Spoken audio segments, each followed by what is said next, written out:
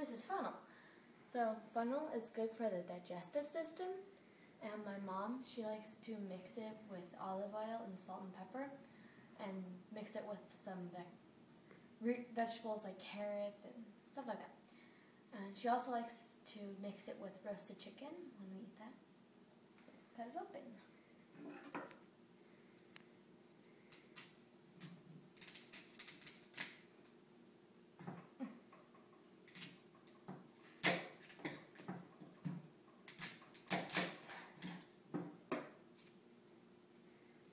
It looks kind of like cabbage.